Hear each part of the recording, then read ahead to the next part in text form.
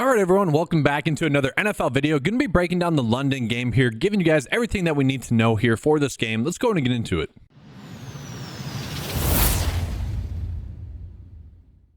So as always, I like to start off with a game preview for this game, set the proper expectations for what we're going to be looking at here. And so this game is kind of higher scoring, I would say, for the Patriots and for the Jaguars. Two offenses that, I guess you could say maybe a little bit better with Drake May looking decent last week. Jaguars have been a little bit hit or miss as well. But we're looking at this. The Jaguars are going to be 6-point favorites. I would imagine that just has to do with them really not traveling there this week, whereas the Patriots are having to deal with that. The Jaguars are going to kind of truly be a team with some home field advantage, even though they're not playing in Jacksonville. One of the bigger pieces of news that we need to get is whether Travis Etienne is going to play or not. Obviously, if he were to sit, we're going to see a mix between Tank Bigsby and also De'Aaron Hurst-Johnson. It'd probably be Johnson, it'd probably be Bigsby more so than Johnson. We might see a little bit of both of them, but this is going to be the best matchup, really, that any Jacksonville running back has seen thus far this season. And so we do see that Johnson was the leading snap getter last week, with Etienne getting banged up. But that was also a game in which it was over pretty quickly. Obviously, we don't like to see the fact that Bigsby wasn't more involved, but I still think he'll get the first crack. He's going to be the player that I would want to go out of my way to target if Etienne were to sit. Now, Evan Ingram was back last week. He didn't play his full allotment of snaps. We're probably going to see this number get closer to about 70, maybe even 80%. Like Brendan Strange was able to do for a decent amount of time there. Evan Ingram was out. So I'm planning on that. I'm planning on him getting closer to 70 snaps in this game. That's someone that I expect to have a pretty big game. And then looking at the snaps there for the Jaguars, obviously they had a bunch of drops last week in the end zone. Trevor Lawrence actually played a pretty, I don't want to say good game, but pretty decent game, I would say. Obviously, when you have multiple touchdowns dropped, that's not a good thing. And we look at New England as well. Really, the biggest piece of news that we are waiting on is going to be whether Stevenson plays or not. So the two starting running backs for each team are going to be the two pieces of news that we need to get clarification on. A little bit more concrete of what we would expect if Stevenson's going to be out. And I think what we could expect is what kind of happened last week, where it is going to be Antonio Gibson getting the lion's share of the work. I shouldn't say the lion's share, but the majority of the snaps for sure. I would have thought it would have been closer to like 60-40 split, but also JaMycal Hasty is someone that is kind of basically Antonio Gibson without the name value. And so I really don't mind either of those two backs. They're both backs that honestly are pretty good in the passing game as well. So it's maybe two players that you could kind of game script to be on, where if the Jaguars are going to be winning by 6 points, both of them could be a little bit involved in the passing game. But obviously, if that happens, we're going to be looking a little bit at the tight end position. Hunter Henry has been getting a bunch of snaps. And then also the receiver position, very much annoying here with the Patriots, because it has been such a guessing game in terms of predicting the snaps. Jalen Pollock went from getting 50, 80, 100, and then back down to 65% of the snaps. If we know for sure that he's going to get that many snaps, that's actually pretty huge, but we don't. Like Demario Douglas, he's probably going to get 60% of the snaps. Keyshawn Boutte getting 83% was definitely more random. Now, he's someone that did pop up in the preseason, so it's not too crazy. They like him there as well. But then we also have to deal with Kendrick Bourne being back. He played 50% of the snaps last week, so overall, it does seem to be more of a guessing game, especially in terms of playing time for the Patriots. So with that, let's go ahead and jump into the top prop bets that we have in this game. We're going to start off here with the Patriots, and what we're going to see is that Jalen Polk, his under fantasy score, is one that's really popping up 4.5. Now, the reason I don't like this one potentially is going to be the fact that they are playing from behind, and obviously that would present, Vegas thinks that, and obviously that present more of a pass-heavy script. And if it's a 6-point spread, there is a little bit of a chance for this game to be a blowout. And so it's like twofold. Like we have to get the playing time correct, which if he still plays 60% of the snaps, maybe Kendrick Bourne doesn't get more snaps. Then that becomes not as appealing. And let's say the game is a game in which they're playing from behind, then he becomes a little bit more involved. So either you're saying, yeah, I think he is going to struggle. I don't see him getting as much playing time as well. Then you can bet his under fantasy score. But I will say, seeing Jalen Polk at 1.5 receptions as his line is pretty crazy to me.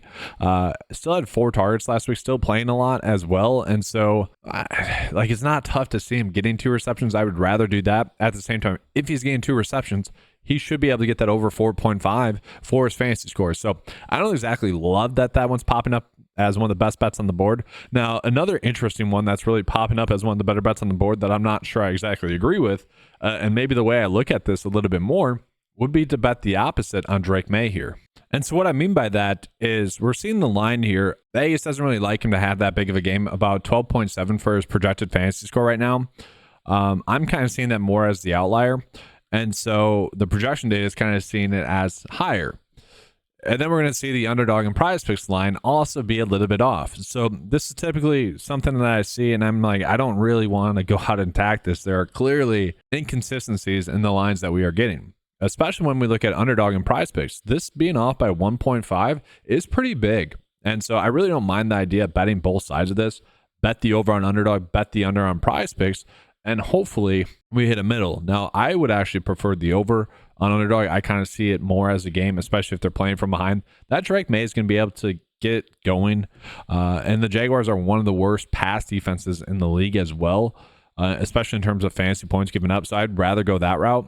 Now, we are seeing some decent prop line differences in some of the receiving yards as well. And so if we are favoring Drake May to potentially have a good game, then what we would want to do is, like with Hunter Henry here, bet the over receiving yards at 27.5. I like the idea of doing that. We have some other ones as well. Kendrick Bourne, where it'd be more of the opposite here, where if you think he's going to have a good game, and I kind of do, I kind of see his snaps going up. I don't like playing the game of guessing the Patriots snap counts, but it's a one-game slate. Obviously, we're forced into doing that. And so I don't mind the idea of betting Kendrick Bourne to get over 17.5 receiving yards. Last week, or sorry, that's Keyshawn Boutte, sorry. Even better. Maybe. I don't know. I don't want to mess around with predicting the Patriots receivers. So that's a little bit ugly there, trying to predict their playing time. Now, guys, I do want to call it, as I'm recording this video for underdog in general, we are getting pretty massive edges, especially with a lot of kind of more bets that a lot of people don't like to use, like assist props for tackles and assist props. We got extra points made. A lot of these bets that a lot of people don't like to use, we have right now, which is pretty awesome. So just be double checking that before you place any bets. But we're going to go ahead and jump on in and maybe pause the video if you want to use any of those. If they're still available, by all means, go for it. I mean, those are very big edges, so I did want to call those out. But then we go ahead here and then jump into underdog. Really not big edges on underdog. And yeah, we're just not getting that big of edges on underdog. What I would want to do is probably attack Stevenson for over his rushing yards. Basically, if he plays and plays a full allotment of snaps, I do think there's a good chance that he gets this over. Again, the game script we worry about a little bit, them falling behind early. But at the same time, we're getting a slight prop line advantage here. But if he plays, we know that this is the weakness for the Jaguars. Thus, I think they do try to establish the run there with Stevenson. So that'd be the preferred bet there. Let's go ahead and jump on into the other side of this game. And we'll jump on into the Jacksonville Jaguars. Going to be more of the same here on underdog. Really not getting that big of edges. So let's go ahead and jump on into prize picks. So again, nothing too crazy here looking at prize picks. We do need to get an update on Travis Etienne, so we're really not getting that big of edges right now. Christian Kirk is someone that I was a little bit surprised wasn't as involved in the passing game last week, but we did see Evan Ingram really go out and have a good game as a result. So really what I would be doing there is I would be doing kind of what the data is telling us here, where if you're betting on Evan Ingram to get his over receptions, I think the preferred bet would be Kirk to get under 4 receptions. At the same time, I do think that those two bets are going to be good chances to be pushes, so no real reason to go out of our way to target either of those. Those are both okay. And so with that, guys, let's go ahead and get into the bets of the day for today. But do just want to remind you guys of the promo code that's currently going on the 9 to 5 website. Use the promo code KEEPCASH and to get 20% off your first 9 to 5 membership. That'll make your $10 a month membership $8 for the first month. All right, so looking at the bet of the day that I'm looking at here for prize picks, it's kind of like Thursday night, where I'm going with the board with the top two: Drake May for under his fantasy score, Jalen Polk for under his fantasy score, and then I'm tossing in Evan Ingram. I don't really like any Jacksonville Jaguars prop bets just yet, nor does the data. But that's one of the better ones that we have. And then I did like the middle, or not the middle, the slight prop line difference that we have with Keyshawn Boutte, where we are seeing prize picks line at 17.5, is just a little bit too low. Now, I bring up on Thursday because it went 1-1-1 on Thursday, the bet of the day. But also, I kind of told you guys that there was a bunch of bets that I really liked that you could be stacking together. I just kind of had to figure out it so that your bet slip wasn't getting too discounted. Like both the tight ends I mentioned, I really loved.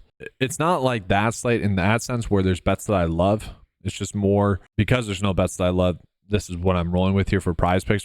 Don't have to do go too crazy. These are both two teams that right now, especially with not knowing the running backs or how much they're going to play, a little bit of uncertainty there. This is on paper a game in which we should be going very light. Now, I will say I do like this bet a little bit better on underdog, where we are seeing, that decent prop line difference there for Drake May. Again, those tackles and assist props or assist props, field goals made props, or extra points made props that I mentioned earlier on underdog, we can pair up with these. But obviously, this is a single game slip that I'm tossing out there for you guys. So Drake May for over his fantasy score, a little bit of a middling opportunity there. And then I do think Tank Bigsby could be in line for a pretty big game if Etienne's out or even if he's active. So I don't mind that one. If they're going to be 6-point favorites, I would assume that would actually mean that Bigsby would get a little bit more work than Etienne regardless. Like if they are winning by 6 points, I do expect that to occur. All right, guys, that's going to be all for this video. Make sure to give a like and subscribe. Leave a comment on your favorite prop bet for this game as well. Thank you guys for watching. Again, if you want any access to any of the tools that you saw in this video, head on over to 9to5sports.com. Thanks for watching, guys. Good luck. And as always, let's keep cashing.